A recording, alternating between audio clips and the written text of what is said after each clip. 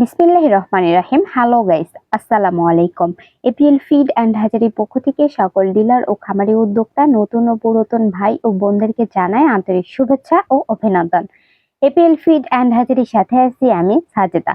প্রিয় দর্শক, আমাদের দেশে প্রাণীজ আমিষের অভাব খুবই প্রকট। আমিষের এই অভাব মেটাতে মুরগি পালনের উপর সার্বিক গুরুত্ব প্রদান বিশেষ জরুরি। খুব অল্প সময়ে অল্প পুঁজি বিনিয়োগ করে সাম্প্রতিক সময়ে মুরগি পালনে একটি লাভজনক ও সম্ভাবনাময় কৃষি শিল্প হিসেবে পরিগণিত হয়েছে। আধুনিক বিজ্ঞান ও প্রযুক্তিকে কাজে লাগিয়ে সঠিক পরিকল্পনায় মুরগির খামার স্থাপনের মাধ্যমে মুরগি পালনকে লাভজনক করে তোলা যায়। মুরগির খামার দুই ধরনের হতে পারে, যেমন পারিবারিক মুরগির খামার ও বাণিজ্যিক মুরগির খামার। পারিবারিক মুরগির খামারের অল্প সংখ্যক মুরগি পালন করে যে অভিজ্ঞতাকে কাজে লাগিয়ে পরবর্তীতে বাণিজ্যিক মুরগির খামার গড়ে তোলা যায়। উৎপাদনের উদ্দেশ্যের উপর ভিত্তি করে মুরগির খামার বিভিন্ন ধরনের হয়ে থাকে।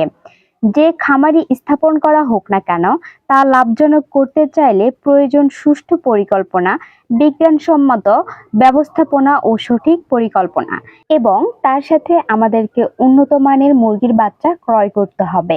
যদি আমরা উন্নত মানের মুরগির বাচ্চা ক্রয় করতে ভুল করি, তাহলে আমাদের পোল্ট্রির ব্যবসায় অনেক লোকসান হবে।